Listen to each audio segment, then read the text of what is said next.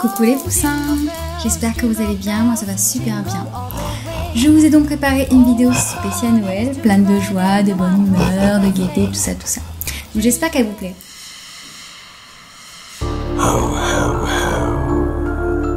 Et si c'était ton dernier Noël, petite fille?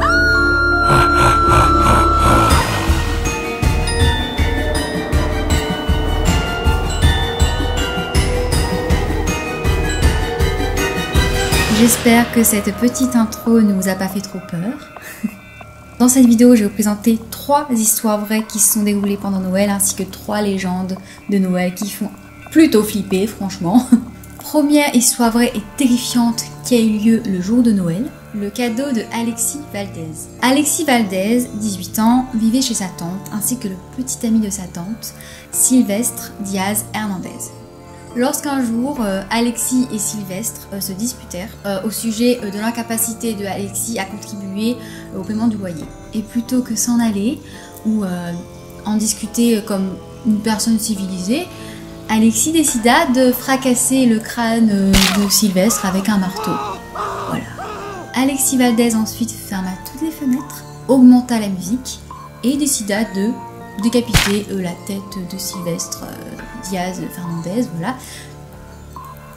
Pourquoi on ne sait pas, mais il a décidé de faire ça. Mais il décida aussi de couper son bras gauche, ses oreilles, son nez, et lui arracha les yeux. Ok. Ça n'a pas suffi, il a dû couper plein d'autres trucs. Le mec, il a pété un boulard, quoi, vraiment. Et comme cadeau anticipé de Noël, voilà, Alexis décida de laisser la tête décapitée de Sylvestre sur l'oreille de sa tante. Ah ouais, le mec était barrage, quoi, vraiment. La police le retrouva couvert de sang. Alors, c'est pas précisé où, mais en tout cas, ils l'ont retrouvé. Et il avoua quand même que si sa tante était présente, il l'aurait tué aussi. Je pense que c'est le neveu rêvé de toute tante. Voilà. Quand même. On passe maintenant à une légende de Noël, la sorcière Grilla. Alors, Grilla donc est une sorcière du folklore irlandais. Et disons que cette sorcière était plus intéressée à manger les enfants plutôt que de leur laisser à manger comme le fait la sorcière italienne la Befana. Hein. Le jour de Noël, on disait que la sorcière Grilla en fait descendait sa montagne et se mettait en recherche des enfants qui avaient désobéi toute l'année. Elle les regroupait dans un sac et elle les emmenait ensuite dans sa montagne chez elle pour en faire un ragoût. Voilà. Cool. Alors que la Befana a plutôt quand même un air assez chaleureux, la sorcière Grilla pas du tout, hein. Elle est vraiment très moche, elle fait très peur, vraiment elle est horrible. Elle a des cornes sur la tête, elle a plusieurs queues et elle a un énorme nez avec plein de verrues dessus. Sympathique. C'est plutôt un genre de visiteur qu'on n'a pas forcément envie d'avoir à Noël. Je pense que c'est le genre de truc à dire à ses gamins, hein.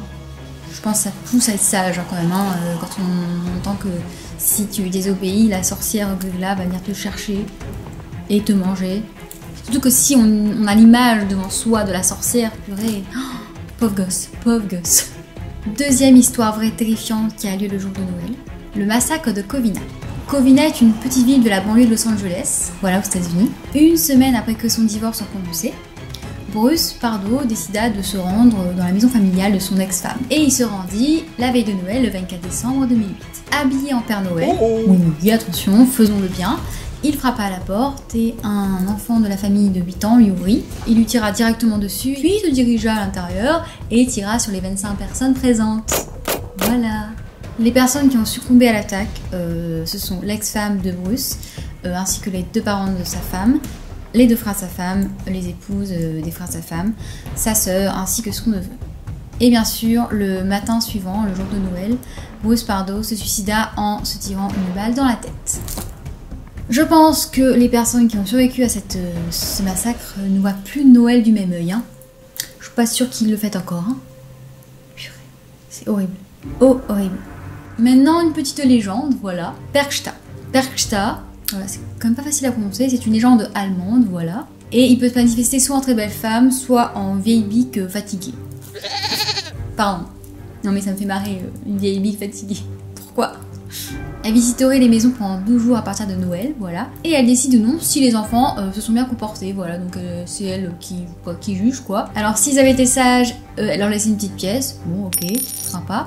Par contre, si les enfants n'avaient pas été sages et avaient désobéi toute l'année, elle leur ouvrait le ventre, voilà, en deux, et elle vidait leurs boyaux. Génial. Et ensuite, elle remplaçait les boyaux par de la paille et des pierres. Elle s'est crue où, là, dans le petit chaperon rouge ou...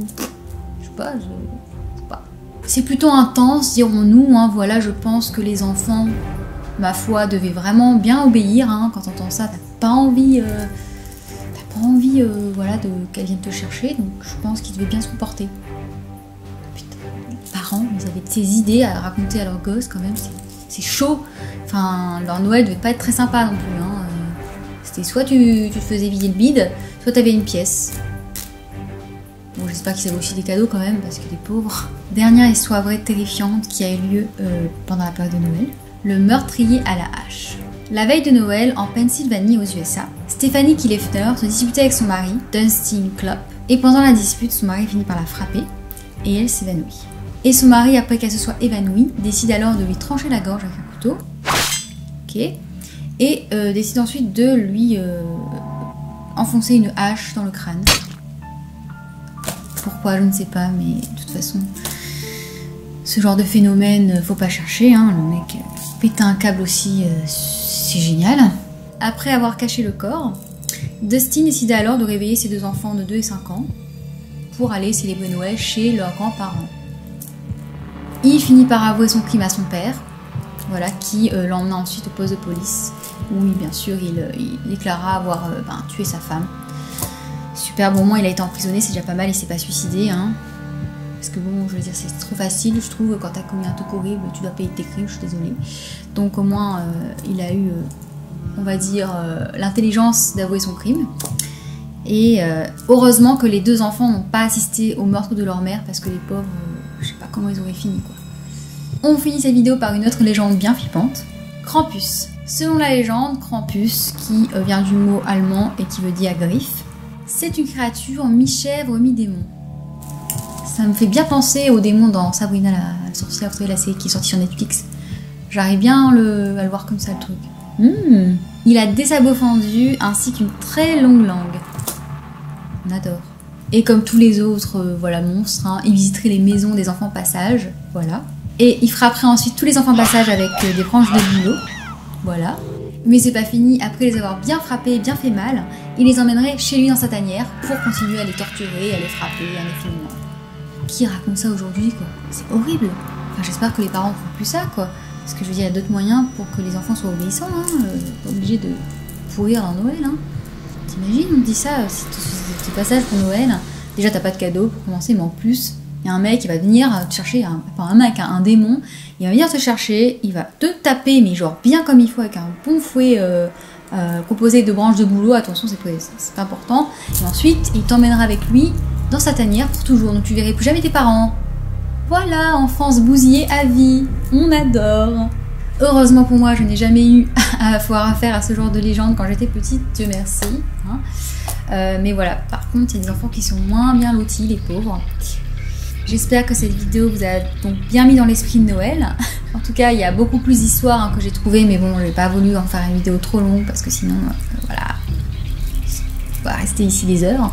Mais il y a beaucoup plus de légendes qui existent et beaucoup plus d'histoires de morts qui sont déroulées pendant Noël. Je me dis que sur cette terre, il y a quand même des gens qui ne voient pas Noël du même œil et qui, par le jour de Noël, ils ne le font pas, quoi, parce qu'ils ont vécu des traumatismes ou alors les légendes sont tellement horribles qu'ils ont peur.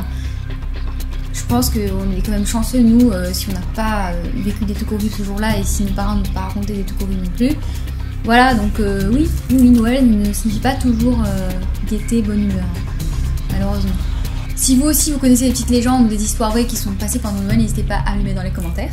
N'oubliez pas de mettre un j'aime à la vidéo si elle vous a plu. N'oubliez pas aussi d'activer la petite cloche de notification pour ne pas rater mes vidéos. Tous les mois, j'organise un concours sur mon compte Instagram, EliteShowbiz, donc n'hésitez pas à venir participer. La citation du jour est « La raison pour laquelle le Père Noël a l'air si joyeux, c'est parce qu'il sait où se trouvent toutes les vilaines filles. » Au revoir les poussins!